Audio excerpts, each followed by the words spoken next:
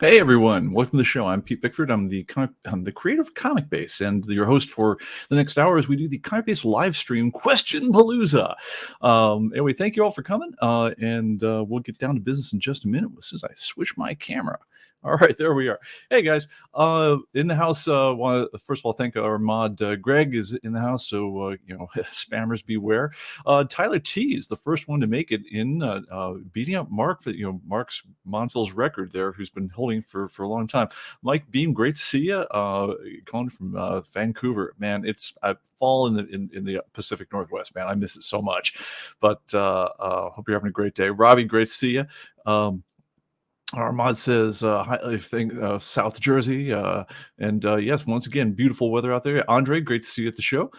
Yes, and so I want to remind everyone, we are going to be answering as many tech questions as we possibly can today. And so I have got a bunch that people send in either from the forums or via email.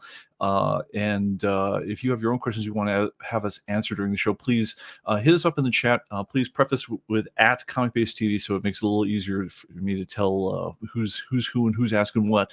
And we'll hit that as we can. Mike, great to see you. And let's see, Thomas B, Ed Bill, El Bilio. Someday I'll get your name right, man. I'm sorry. Ed Zadu Comics. Yeah, Pacific Northwest is strong and in the house today.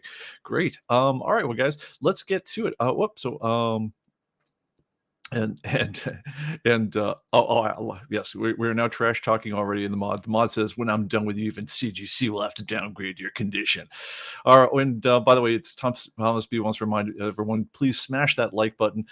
Yes, I actually have the notes on myself, on my show notes here in my to say yes, like and subscribe. If this is the sort of thing you like, that's the sort of thing we do every week. We try to give you as much information about the world of comics, comic-based, tech news, etc., as we can. But it does help us, especially in the first couple of minutes, to like and subscribe, so it actually convinces YouTube to put notification out to everyone who's actually subscribed to the show. So anyway, yes, please do that. Melee the like button and so forth, and we'll take it from there. All right, so let's get down to it. A little bit of comic-based news, a little bit of world news, and a special feature for the end if we have time. But we'll see, because I got a lot of questions people sent in. But anyway, so let's go into it here. First of all, ComicBase 1805, so 23.0.0 build 1805 is the current one. That one came out a day or two ago. Big news in the last week of what's been added to the program is we've added for the sales report, there are now the ability to quickly, choose, last month, last week, this week and so forth this year. Typical periods, it does a better job of managing that sort of thing for you, for making the selection easy. And the other thing it does, and this is the really significant part, is filling the last feature request I ever had on my pending list for ComicBase 23, which is we now worked with the Atomic Avenue guys to convert all the old Atomic Avenue transactions, as many as could be done, to the newer format used by the ComicBase e-commerce APIs. What that means is if you log in from the same database that made the sale, you can now download your transactions going all the way back to 2006, which in my case meant that I sold some 64,000 comic books over the life of the system. If I were to just print them one line per order, it's 190 some pages is my personal history. And I don't know about you guys, but whenever I look at financial stuff going back that far, all I think is, man, I've wasted my life. Anyway, yeah, I don't know about you guys, but if you get to your credit card statements at the end of the month, and every, I was having this talk with a friend of mine over whiskey and cigars last night. It's like, when you do your books at the end of the year, don't you look back at your purchase and say, like, everything I bought was like a little bit of a dream, and then you look back at the things that did and didn't come true over the year, and you're like, oh Lord, what did we do? That time when we bought the really good microphone because we were going to record that single, or the time we bought the whatever, the upgrade for my house, but I never really used it that much. It's so in my case, I'm looking out over the wall of unread comic books and graphic novels and things like that that's threatening to block out the sun from my room, and all I'm thinking is that I need to spend less time buying things and more time enjoying some of the things I already bought, because there's so much reading there, it's just drive me crazy. I don't know if you guys can relate at all, but anyway, thank you for indulging me that moment.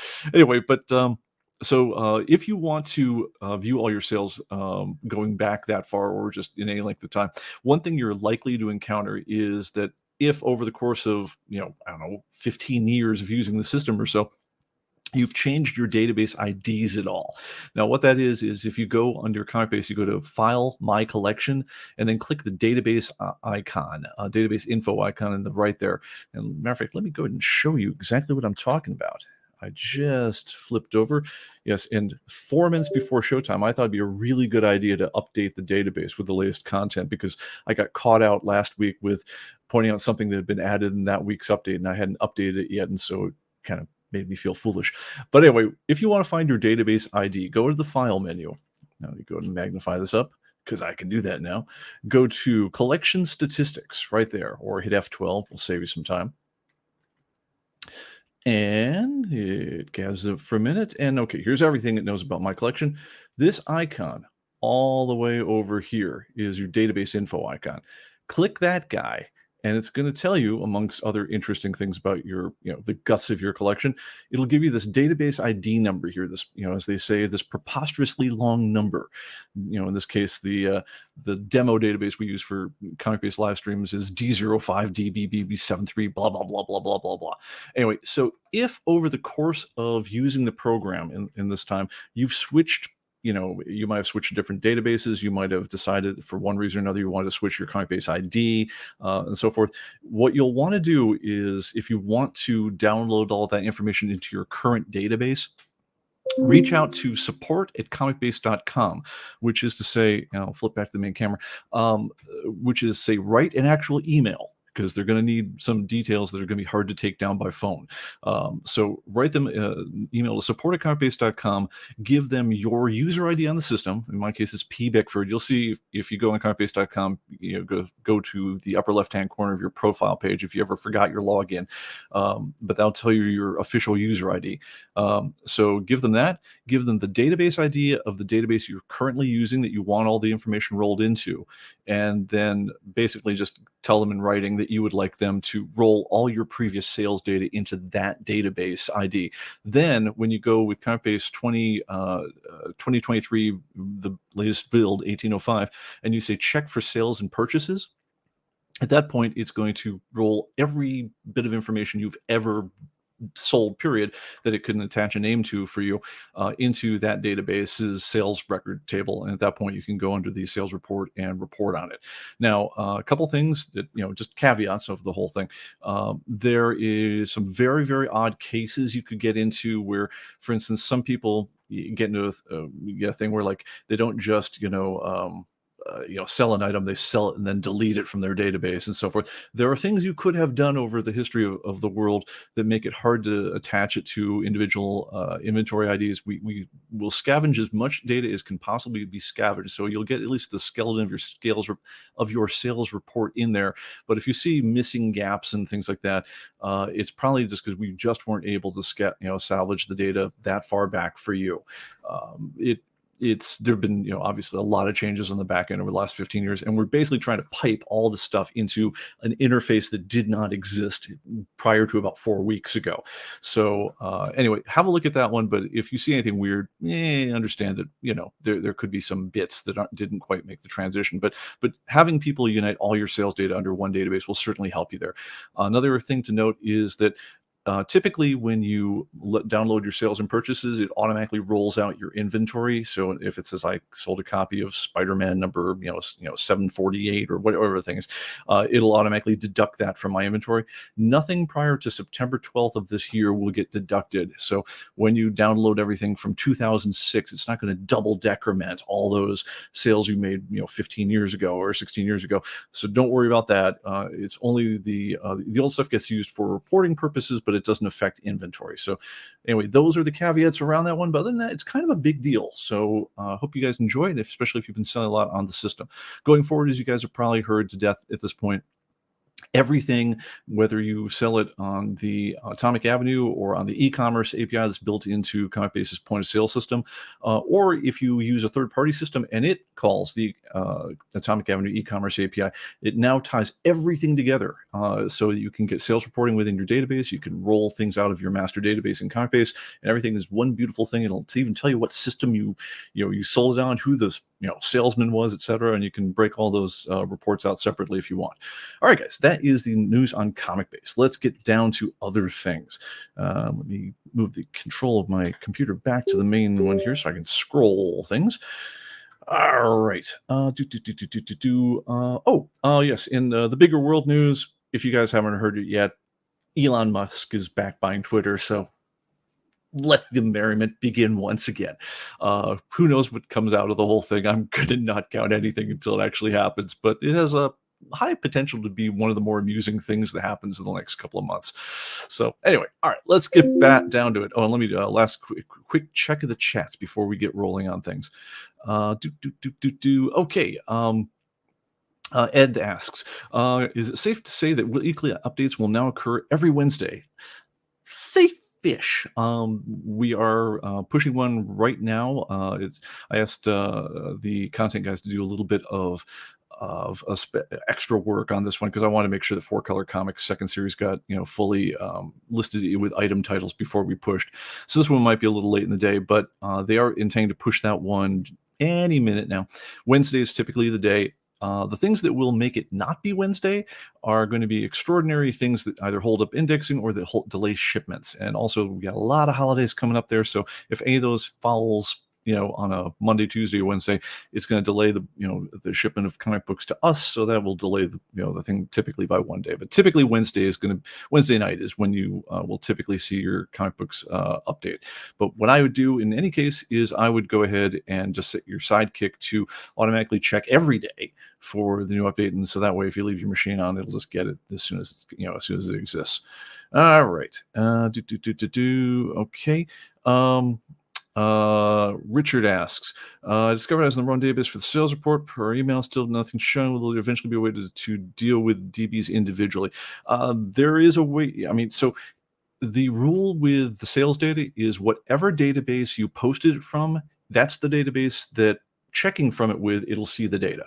So in other words, if I've under one ComicBase account, you're managing two databases, one for say, my books, and the other one for say my kids' books. When I post from my main inventory and I sell something and I check from my main inventory, it'll find my sales. It will not see. It's completely invisible to the database, the ones that came out of my kids' inventory, because you don't want to deduct from the wrong database. That would be wrong. So yeah, I mean, if you've changed many databases over the years, you've got to find a database whose ID number matches the one that you want to pull it out of. If you somehow no longer have that database or you want it reassigned to a database you do have, reach out to support. They can, on the back end, remap where the old sales data gets rolled out against, as long as it's still in your account. But yeah, I mean, the lock and key that allows you to pull stuff down is to have the exact same database ID that the sale was originally recorded under. All right, so, and I think that catches us up with the chat for now. All right, let's get back to questions. All right, so an easy and kind of basic one leads off here. What's the best computer for running ComicBase? All right, so you probably heard me bang on about this one. You'll guess at least part of my answer right away is no matter what you do for a modern computer, just buy something that runs Windows, obviously. But SSD, I do not buy a computer these days if it does not have a solid-state disk drive in it. You're crazy if you don't. Solid-state disk drives, you can get terabyte ones for like about $50 now. So or if you're buying a Mac, you probably get one for about $300. But anyway, but in the real world, the price of solid-state disk drives has fallen so far. You're nuts if you don't use one, because it makes such a huge difference in how fast your computer runs, how fast it boots. And in a database program like ComicBase, that's the whole game, is your disk. Now, in particular, I'd say get an NVMe SSD. Those are the ones that come on a little strip. It kind of looks like a SIM. If you know what those look like. Don't if you can avoid it, don't get what's called a SATA SSD. Those are the ones that basically they kind of like a thin version of an old disk, of an old disk drive. Those are still many times faster than conventional disk drives. So I mean, I'll take a SATA SSD over a conventional disk any day. But the NVMe SSDs, the ones that are mounted directly against the PCI slot, can move data many times faster, 5-6 times faster, and even up from there. So try to get one if you're getting a laptop. Get one with an NVMe SSD. My God, that's hard to say. But take a SATA SSD if you do. That is the number one thing to do. Other recommendations, though, I'll make, and maybe some of these will be a little surprising. Do not buy a Chromebook. Chromebooks don't run Windows. So a lot of people don't know that because they assume everything's Windows. No, Chromebooks are out. Chromebooks run Chrome OS, and Chrome OSs do not run Windows software. Now, they've made make-alike software for a lot of things. So you can run something that's a little bit like Word. You can run something that's a little bit like Outlook, but it's not the same. And unless you want to live in the Google sphere, Chromebook is not for ComicBase. Let your kid use it for doing your schoolwork on, provided you don't mind the constant monitoring by Google. But you don't make that for ComicBase. If you're running on a Mac, I'm going to say the only tech support problems we've had of any real note moving to ComicBase 2023, if you guys had problems with Crystal Reports, the new version just solved that for basically everyone, with exception of 2, it might be 3 people now who have a very specific setup, which was a Mac running Parallels on the newer silicone. What we found out is, I don't know, there's something about that configuration that's easy to damage the copy of Windows you're running, where basically what happens is they go to register Crystal Reports, which is the report engine used by ComicBase. It wouldn't install for them. Crystal Reports tried to call a Windows component that was not exactly the way that that the installation expected it to be. So Windows threw an error, which then caused Crystal Reports to not install, which then caused us to not install. The solution, unfortunately, we couldn't find for those 3 customers. The only solution that worked was nuke your environment and install a clean version of Windows, and then everything runs fine because you're running a clean version of Windows. But apparently there was something that happened in history to those 3 people that messed up their installation of Windows in a way that made it so Crystal would not install. Everyone else, basically, this thing was great. So if you have a Mac and you're running Parallels as your virtualization solution, I'm going to say, first of all, number 1, get Parallels 18. That apparently is important. I don't know why, but apparently there is some part of the key of running Windows happily on those machines that Parallels 18 is necessary. And then I'd say do a clean install of Windows. Just a nice, good install of Windows 11, whatever it is. Install ComicBase, test it, make sure everything's good, and then install the other crap that you normally load up onto your computer. But I'd say just watch out for that one a little bit, because it's that's the one set of configurations that we've seen any tech support come down the road on at all, other than one other customer who almost certainly had antivirus software that was just kicking in and blocking installs of that and many other things. But anyway, so that would be my advice for buying a computer to run ComicBase on. I guess other things that are kind of useful, I'd say don't go too small on your monitor. I'd say after the SSD, make sure you got a monitor that's like, not the smallest conceivable monitor that your laptop can possibly make. I mean, ComicBase there's a lot of data to see for comic books, and trying to run this on like a min spec monitor, someone that's like 748 pixels tall, is pretty crampy. And you're going to be very limited in how much data you can see at once, and that could get to be a drag. If you're in a position like that, maybe hook it up to an external monitor that's bigger so you can see more stuff at once. It makes everything better. But other than that, I think you should be good. All right, let's move on. All right, what is the best way to ship comics safely? All right, a non-technical question, but let's answer it. Okay, I got these in no particular order, so I'm just taking them the way they were passed to me. All right, so so comic shipping is interesting. It's one of the most demanding ways to ship anything on the planet. I mean, if comic books were something like this remote control here, honestly, stuff it in a padded envelope, you're done, right? But comic books, of course, the condition is everything. They are incredibly fragile as items go. I mean, you can't break them by dropping them straight like you could a piece of fine crystal, but there are any number of ways to mess up the package that will make the comic book go down in value and lose grade. And if you lose grade, you've lost value. And if it's an expensive comic book, you've lost a lot of value. I'll tell you how I do it, but I'll go through a little bit of it. All right, so stack of comic books behind me. All right, so here is our typical comic book. So very first thing I do with any comic book that I touch is it gets bagged, boarded, and labeled. So this would never go out like this. It would go inside a bag and a board, before you even like touch it much. But beyond that, I have the shipping supplies I use right behind me, conveniently enough. If I had like probably 1 to 4 comic books that I wanted to ship, my go-to is Stay Flat mailers. These guys right here, you can buy them. I don't know. I want to say they cost less than 50 cents each in any kind of quantity, but they use them typically for mailing rigid documents and photos. So they want to not bend much just to start with, but I don't trust that. I then stick a 25-cent piece of corrugated cardboard, right behind it. That goes like this behind the whole thing. The comic book goes in the middle, and then the whole thing gets shoved into the Stay Flat mailer. What that does is, first of all, unless your mailman is just an absolute fiend, no one is going to try to bend this package to get it into a mailbox. I have met mailmen that are absolute crazy people that will literally use a knee to bend the thing and shove it really really hard if they feel like it's inconvenient for them. You can write "do not bend" on the front of it. I have a little stamp for that if I feel like it's necessary. It is virtually never necessary, but anyway. But the important part is when you look at what this thing looks like within the frame of the box, something kind of wonderful happens in that the corners are all protected by an inch or more of margin.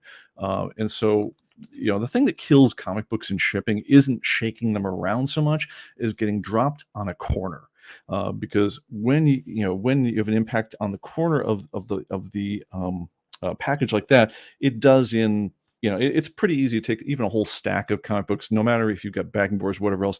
It's just a bad fall, and it's gonna knock them down probably 2 grades out of near mint if it's really bad. If your mailman slams them around, if he slams the package around in almost any other dimension than the corner, then a typical comic box will protect them very well. I mean, they can take hits. They drop them on any edge. You won't degrade the comic book in most circumstances, but the corner drops are the mofos. I mean, they are just the worst thing that can happen. So 1 to 4 comic books, a Stay Flat mailer works beautifully. If it's an incredibly expensive comic book, I might even double up on the padding things. I'll definitely write "do not bend" and the things going out with insurance. But I would mail even a $100 comic book that way. That's not so bad. When you get crazy expensive comic books, like if I'm mailing a $1,000 comic book, then I'm going to use extreme measures. At that point, I'm going to use something like they're called Gemini mailers. I had one earlier, by the way. Other comic-ish news. If you back the Ripaverse, they don't want to call it a crowdfunder. It's basically a pre-order that they took straight to the peoples, as it were. But if you back that, your book should actually have shown up by now, and it came in the nicest mailer I've ever seen. It just 20 years of shipping comic books around. This thing was a work of just wonder. What it would do is it would fold around the comic book and form a little cradle. It had nice slots to maintain the interior rigidity of that form, and then it wrapped around the whole thing, giving it about 1.5 inches of corner protection, where it was basically sitting inside a bumper. During the whole thing, it was like it's kind of like the Gemini flash mailers that you guys might have seen from Gemini publications, or Gemini Comic Supply, I believe is what they're called. It's kind of like that, but it was even better. I think they must have been kind of custom comic book boxes. I actually reached out to them and said, "Hey guys, who does your boxes? Because this is extraordinary, and I want to know more. How do we get some?" So if they were, right back to me, I will let you know. If you guys find out, let me know, because that is by the way the best mailer I've ever seen for a comic book. If I had a $1,000 or $10,000 comic book, that's the kind of thing it would go in. For other normal things, though, if you have a lot of comic books to ship, typically go with a comic box. The problem again is the heavier the package, the more the drop does the damage, because force equals mass times acceleration. Acceleration is the gravitational constant of 9.8 meters per second squared. So don't need to worry about that because no one's really hurling your books, but they are dropping them. And what happens is the more mass you have that's getting dropped, the more that corner is going to buckle under. So if you have a very light package with 6 or 7 comics in it, really hard to, even when you drop it on a corner, to breach the cardboard. But if you have like a larger package with 20, 30 comic books in it and you drop it on a corner, that's where the damage really gets done. And so you got to watch out for that. Heavier shipments, definitely use corner protection within the box. And honestly, think about doing box within box. In other words, when the folks in California ship the boxes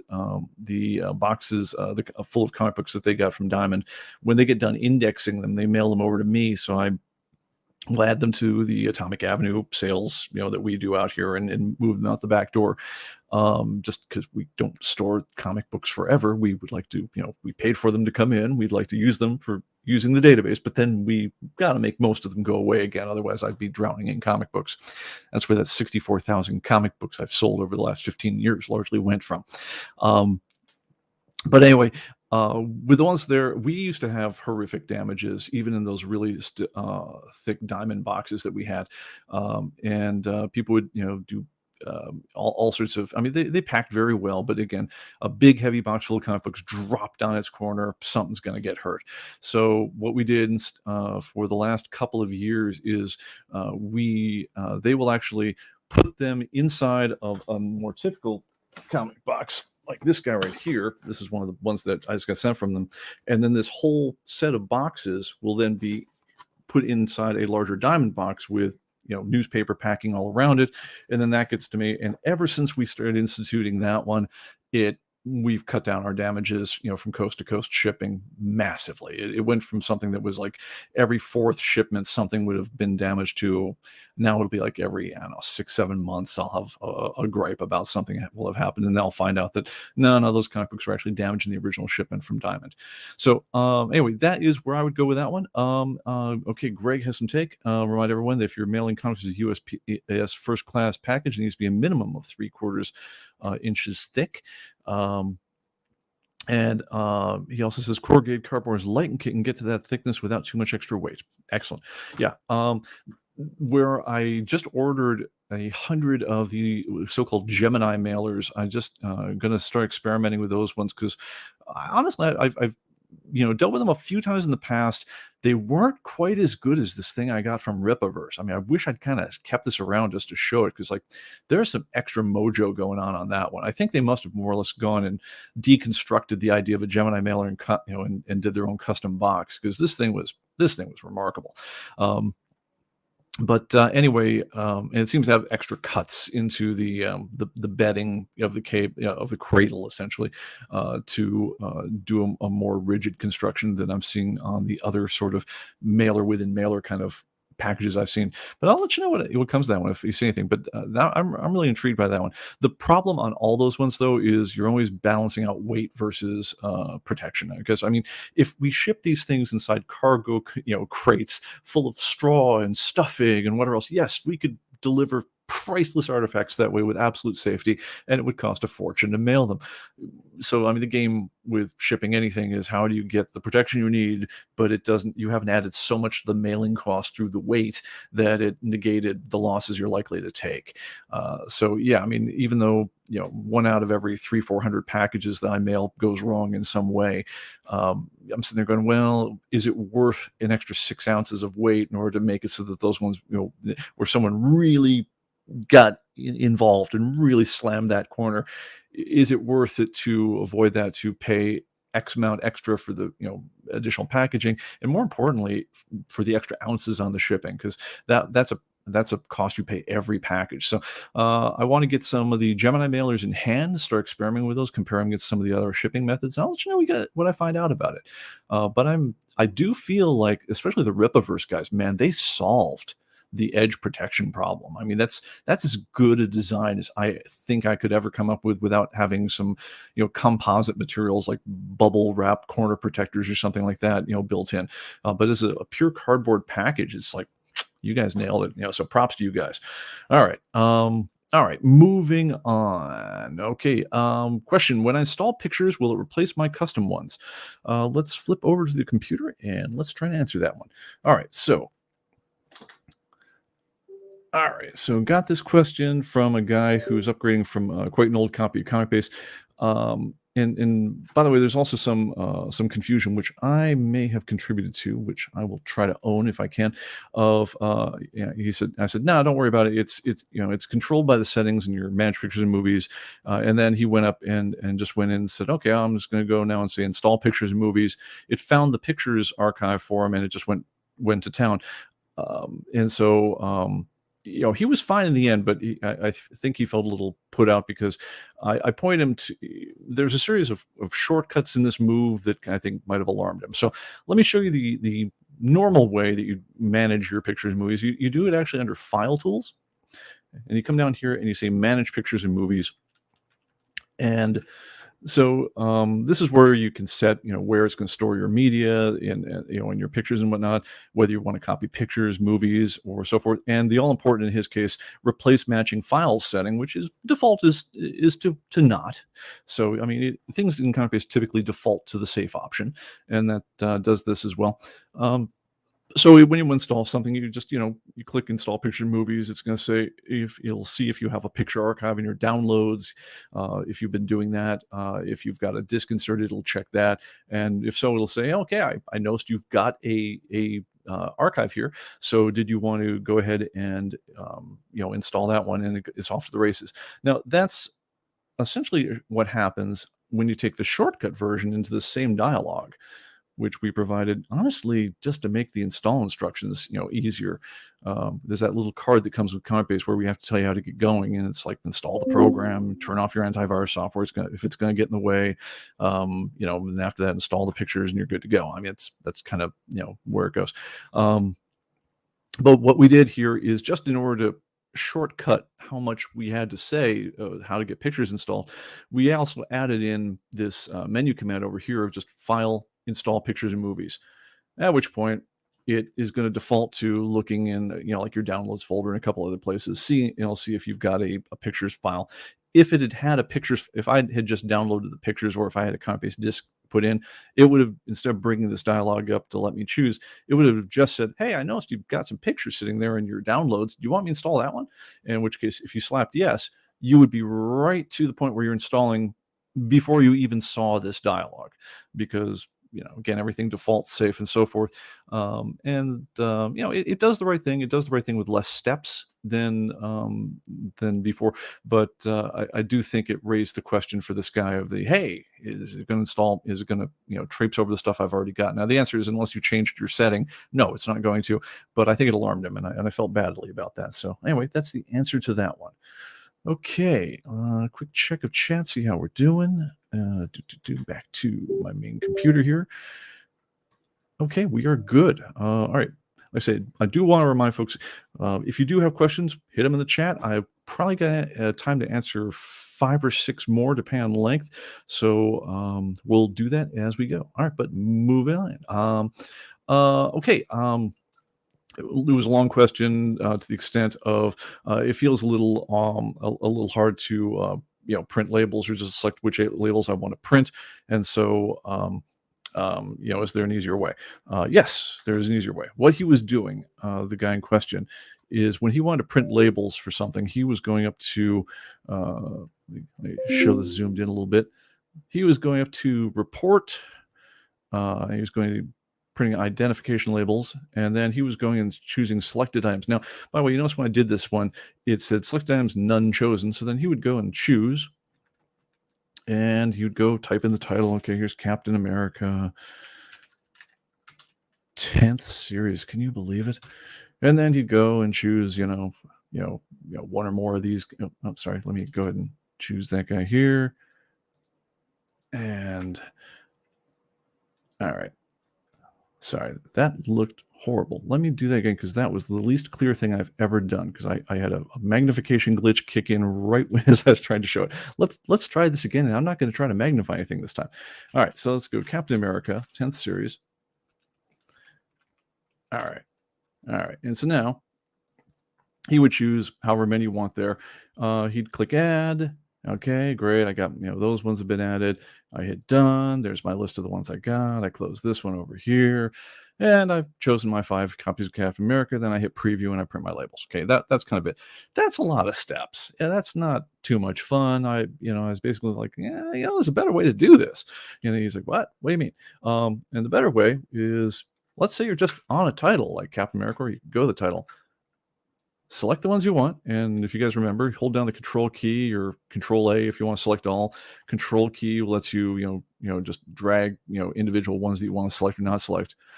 Then highlight them, right-click, and then say, what you want to do with them. In this case, print ID labels.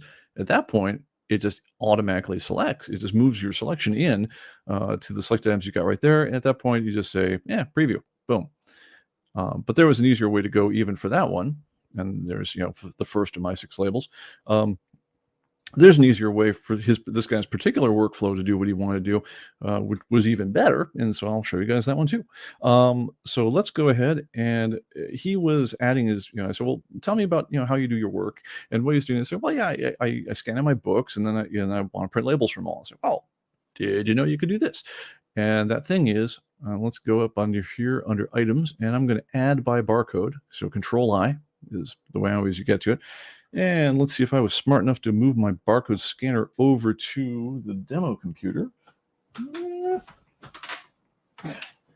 I was, but I then swept the barcode scanner right onto the floor. All right, but let's not do this with the comics. I'm going to not drop the comics this time, but I'm going to grab a bunch of comic books off the pile and now watch me do my work in front of you guys while doing the live stream. By the way, if you guys haven't seen it on the Nerdrotic channel, he has a show called The Real BBC with this guy Az, from Heel versus Babyface. And in his case, The Real BBC is bagging and boarding comic books. And it's 2 hours, give or take, of Gary from Nerdrotic and his buddy Az jabbering about stuff as they just do the work they got to do just being comic collectors. I'm thinking I'm inspired here, guys. So here we go. All right, I got my comic. I got my barcode scanner. I'm just going to scan a bunch of these. And that's me waking up the wireless scanner. Let's see how I go. And yeah, I was dumb enough. I thought about doing this before the podcast. I thought, no way. That's way too much, risk of the whole thing. I mean, what if I'm not done? I'm left with a mountain of comic books ahead of time. I'd be so confused.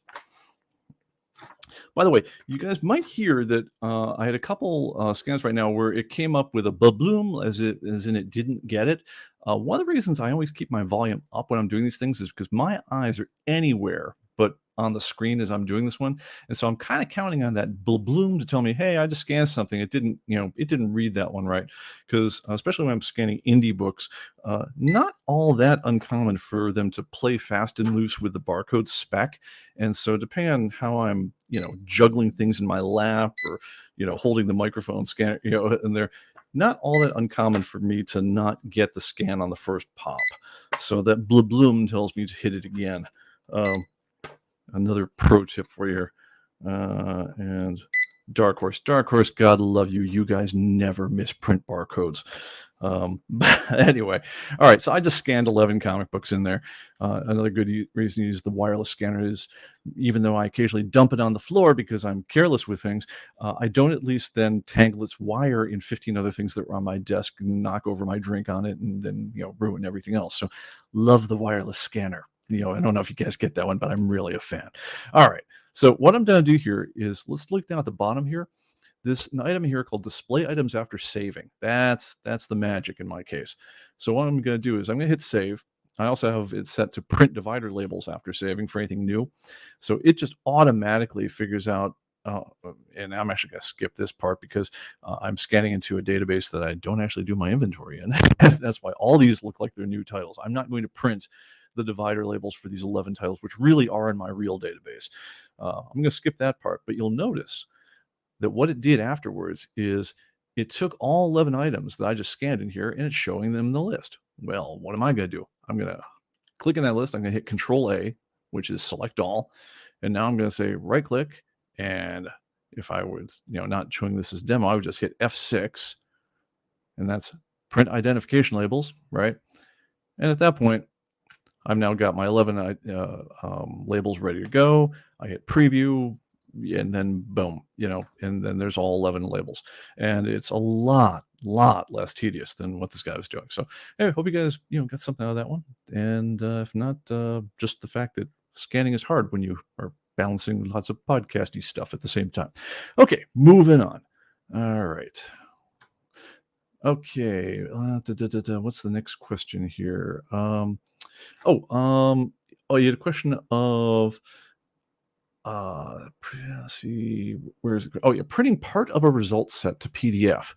Okay, so what the guy had done, the question about is, it was a question, he was looking up something in his collection, and let's say it was, let's take, I don't know, John Byrne art, right? So let's go find, let's look for John Byrne covers, sure. Was it John Byrne? Yeah. No, tell me I'm not. Oh man, I'm not gonna choose this one after all, because this is one where I cleared away the find results lists and I didn't let it rebuild. I walked into this one. All right, I'm gonna swap this tip in a second, because I'm gonna show you a second one about the find results tip of how you cannot do the thing I just did. All right, I'm gonna find something else. Let's find comics I've got where I've got more than one copy of. Let's do that. All right, so let's go item fields, and I'm going to say quantity in stock, and let's say is greater than 1. All right, hopefully everyone can see that. All right, and I'm just going to say find. It's going to grind for a second. All right, and here's I have 2,907 comics where at least in this copy of the database that I have, that I've used for the live stream here, that I have dupes of. Okay, all right. So what he wanted is, he wanted to do a find. Basically, but I only want to get a report on part of the list. I only want to do this for, my, my whatever comics, the action comics that I have dupes on. So what you can do now, if you hit quick report on all this one right now, it's going to print all 2,907 of them. But what you can also do is you can highlight the particular ones you're interested in once you've done a find like this, and then right click and do a quick report. And at that point, it's going to give you a quick report, not of the 2,907 of them, but just of the ones you selected. All right, so that is the basic question on that one. Now I'm going to give you another cool one up here, which is, why did I get into trouble with not finding my John Byrne ones? All right, and this lets me talk a little bit about what the heck are all those file tools things out there. All right, now if you're just using the program normally, this is not a normal thing you have to do. You don't need to worry about any of this stuff if everything is normal in your life. But I don't know about you guys. I occasionally suffer from massive OCD. It's an occupational hazard. I file things for a living. And so I like all my lists to be as tight as they possibly can be. And the fact that like one day an update might come down, it says, first appearance of, Clark, I don't know, first appearance of John 5. And then the next day, an update would come in where somebody had written 1: John 5, which is kind of code for first appearance of John 5, but it's in a different style depending on what price guides you grew up reading. So if we're not careful, and you go ahead and download both updates, your notes will have first appearance of John 5, semicolon, 1: John 5. And this makes me nuts. I don't like my notes to pile up with garbage like that. And there's other things, like sometimes there'll be slight misspellings of artists' names, and then they'll figure it out later, and it will get, it'll get corrected, but your old database will remember that it was once spelled with the wrong name, and so it clutters up your find lists, and that drives me crazy as well. So now, honestly, you don't want ComicBase resolving all these issues all the time, day to day, it will make you crazy, and it takes way too much time for the program to, crawl through 2-3 million entries looking for, artist names that had been changed and are no longer there, and so forth. It's not worth rebuilding most of the stuff in real time, because the effects of it are very minor, and the cost to do a full rebuild every time you change an artist name. So if I had spelled John Byrne, John Byrn, and I forgot the E, and I added it to my database, and I went, I say find, there would be an artist search for, now would just magically have appeared for John Byrne misspelled. And then I go and say, that was wrong. It's John Byrne with an E. It's not going to take away the BYRN one by itself, because in order for it to know that that one's no longer in use, it would have to look through it. It would have to do the search and say, well, okay, is this the last John Byrne in the database? And so every time you did any kind of edit like that, it'd be, searching 2-3 million items, and it would be so sluggish you just wouldn't enjoy it much, because there's a pretty good chance when you go looking for it, you're never going to encounter the John Byrne misspelled search one. So why go through all the grief? Why make the program sluggish for nothing? Well, the answer is because OCD. So when OCD strikes and you say, no, damn it, I want everything to be as clean as we know how to make it, to have as indexes that are hand computed, as updated as we know how to make them, to do all those time consuming calculations that you don't want to do most of the time, for that, we give you rebuild lists. Second item down there.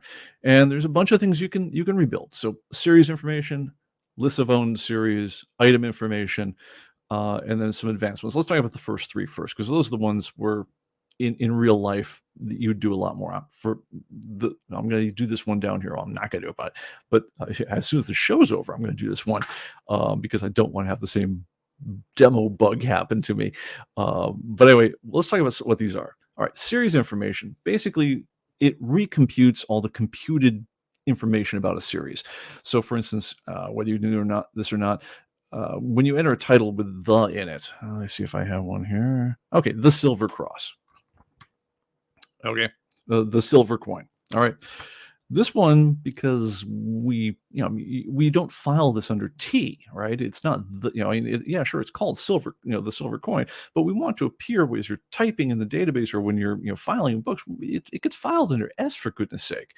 And so, just like good librarians, we file this one as silver coin, comma, the. Well, okay, that's great. That gives it the proper alphabetization. It's it computes the sort key, based on everything. It does all that stuff very well. And we also know enough that when you're looking for it, we'll find it whether you type for the silver coin or silver coin, and it'll go there.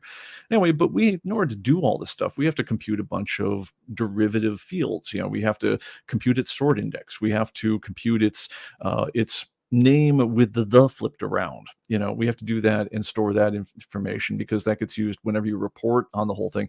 You'll see that the silver coin will appear in the S portion of your collection, but when you see the listing, it gets listed as the silver coin, because that's its official title.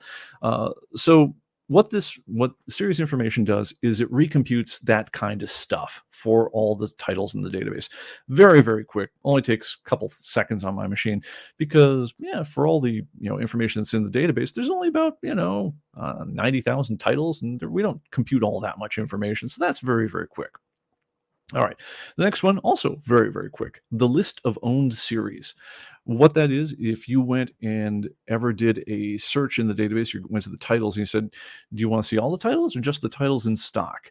Well, it's going to tell you, it's going to figure out, well, which titles do you actually have in stock? And it does that by summing up all the quantities within a given title, and and just forcing that recalculation, which it gets recalculated enough times where that's not typically something that ever goes out of sync, but based on some fine points about when you exit fields and when you shut down programs and things like that, it is technically possible for that to be temporarily out of sync. Like, I added a new title, I didn't get my cursor out of the quantity field before I shut down the program.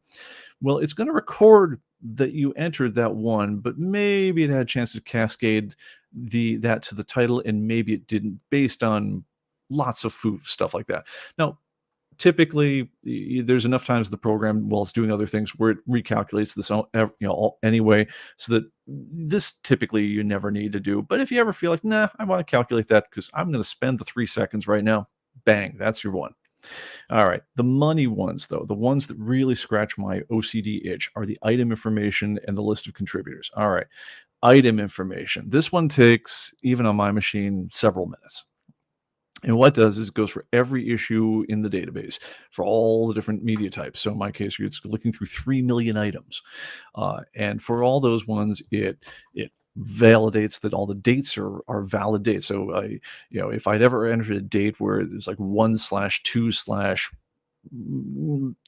1217 or something, or I added an extra year to the day, so it's the year 12,000 or something. It'll figure out where those bad dates are and get rid of them. Also, if sometimes if you've been switching from one date format to another, before we had the ability to store these things in international format. If you have old data from earlier versions of ComicBase that I took it from an English system, then I flipped it to an Australian system, it reverses where the month and the years are. Actually, I should say an American system and then an Australian system. So it figures out any of that data that's bad that would cause trouble on things. It automatically will recompute certain calculated fields, like what is my reporting fields for, like my extended value, my extended price, my extended cost, which is basically just your cost times the number, the quantity. It's your value times the quantity, and your price times the quantity. All those reporting fields get recalculated when you do that one, and it does a lot of string cleanup in the notes field. So it looks for that duplicated 1: John 5 and first appearance of John 5, and it gets rid of the superfluous one. The one it keeps is the one that's most in keeping with ComicBase style. Anyway, so there are hundreds and hundreds of these kind of mechanical cleanup filters that it runs through on the whole thing. So it does take several minutes, because it's also doing it for a lot of information. But that's one that, if you ever see that your notes are just looking, there's just stuff in here, I just don't like it. It's just, it feels redundant. It feels where else. Yeah, if you want to force it to, go to File Tools, let it run through your item information, go have a cup of coffee, come back, and it'll say, if it found anything to change, it'll say, yeah, we found 873 things that we need to clean up. We cleaned them up. You're good now. Now, if any of those involved the names of people, that's where we get to this next one here, the list of contributors, storylines, and notes. Now, what that is you'll notice that every time you enter a comic book, and we talked about the John Byrne misspelled one, but it also happens for storylines, first appearances of characters, the character names themselves and so forth. If I'm typing special storylines like, Nightfall, KNIGHT, part 1, 2, 3, 4, 5, etc., we will automatically suggest things to you. So you don't need to actually, if you're looking for storylines, you don't actually need to type all of Nightfall. You type KNI, and they'll say, wow, the most popular story that's happened in the database that starts with KNI is this thing called Nightfall. And so it'll suggest that to you. But if, there was another one called Night Fool. But if somehow you had mistyped one of those ones, so Nightfall had 3 L's in it or something like that, that one it would stay in that list forever. It would be less popular, so it would show up later in the list of results than the proper one. But the bad one's still in that list until we flush it out. So if you rebuild that list of creators, artists, and so forth, it will flush out. It starts by flushing all the lists down to nothing, and it goes back and it re-indexes everything to find only the ones that are currently in the database. And that's the thing I'm going to be doing right after we get done here, because again, that's what did me. And when I went to type find covers by John Byrne, it didn't have any, because at some point in all the years of abusing this poor database, showing you guys demos, I went in, apparently started doing a rebuild, cleared it down to next to nothing, in terms of what data is in those lists, probably downloaded enough new updates so it added a bunch of new stuff. But John Byrne hasn't been working that much lately, so he didn't show up in the covers. Anyway, and not in those things, but it didn't have all the other content built into those lists there. So this forces it to rebuild those, and I'm going to be doing those right after the show. By the way, our mod would like to remind everyone, do not forget there's a dedicated thread in the ComicBase message boards where you can request topics and demos for the live stream. And I think, let me see here. Yeah, I got some more to go here, but if that's good for you guys, I'm going to bounce out of Question-Palooza. I'll save some more for another time, and because I want to show you guys something really cool that just came out. It became available to the Uh, and Oro says, so many forms we fill on the internet now have a spell check. Might be possible with CB, please. We don't have a spell check. We have an autocomplete. So when you're typing, and this is the psychic typing feature. So I'll show. Actually, I'll show that one next week. But or because unfortunately, the main thing that I'd be showing it for, I already know it needs to be rebuilt on this particular database. So next week I'll show it in full effect, and I think that should take care of that. It definitely tries to suggest the right things to you much. But it doesn't stop you from entering new guys, which so it is like if we enter a creator that you've never heard of before, that's not really a problem. It's just, but we want to make it easier for you to type the one that is popular, so that there's less keystrokes involved in that one. It's a bit of a balance, but we'll talk more about that another time. Okay, so, and he wanted to point out that John Byrne has been working for Paymutch lately, but he's been doing his X-Men fanfic over on this forum, new page pretty much every day. That's pretty cool. We don't yet index, digital, non-printy things like that, but good Lord, who knows? Someday, maybe. All right. I'm going to swap over to something else now because it's just neat. And let's see if I can get to it. All right, hang on a second. I'm gonna need. Well, oof. All right. Sorry. I prepped this one, but I prepped it on the wrong computer, so it's going to be a little strange to get to probably. Give me just a second here. Let's go search for doll E. I don't want the wiki. I want. Do not want. How do we? I want to get here. It is OpenAI.com. All right. You guys might have heard of this one. It's been getting a lot of news lately. But a bunch of researchers have just made open to the public the ability to create AI-based images of pretty much anything, just by describing them in text, and then it will go and figure out what you meant by this. So I'm going to put the camera on myself here for a minute while I type passwords. So give me just a second here, because I need to do some mojo, because unfortunately I didn't set this up on the right computer. So you're going to be watching the fascinating thing of me typing here. So give me just a sec. Because I was doing it from my computer, and so it's not going to remember who I was. Now I'm going to have to look up my password. Oh, no, maybe I won't, because I think I signed in with Google. It's all going to be okay, folks. Yes. Excellent. All right. That wasn't terrible. Okay, guys. I'm going to say go to the chat. What's something you would like to see a picture of? And let's say weird is not a problem. I'm just to kick it off as an example of something. Let's go with I want a comic book of I don't know, spiders fighting robots. Right? Sound weird enough? All right, let's do it. Okay, spiders fighting robots. Let's see what we got. Oh, and you also can do things like, say, do this in an impressionistic style or do this in a steampunk style. But yes, I now have several examples of his spiders fighting robots, and here we go. And wow, that some of these are actually pretty not stupid.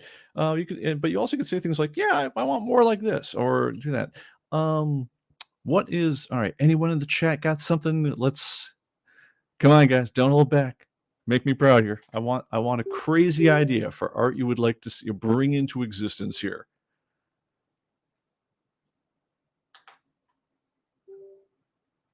Nobody? Bueller? Anyone? All right, you, all right, you brought this on yourself. I'm gonna have to do it. Oh, atomic rocket ship. All right. What art style would you like that in? Cows milking farmers. We'll try that one next. Atomic. The sun eating the earth. All right. Give me an art style. What style of art would you like it in?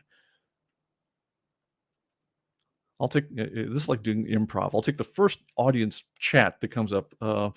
Let's see the burn of that. Okay, got that. So give me art style, everyone.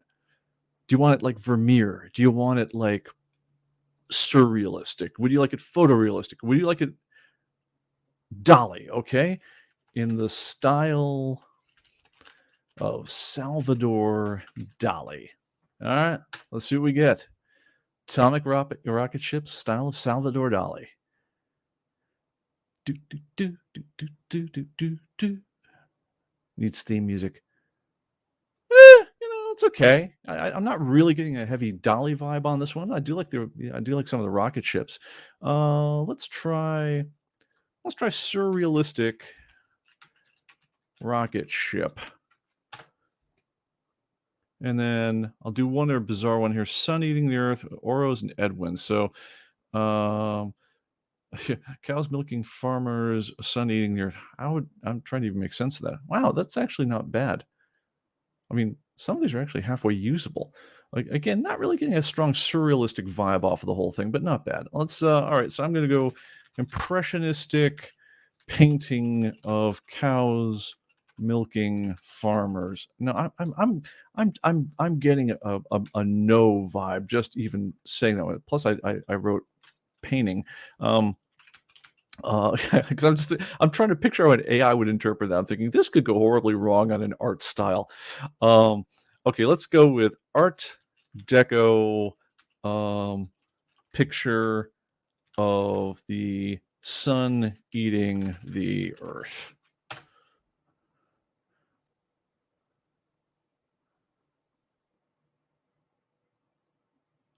And oh, it's not bad.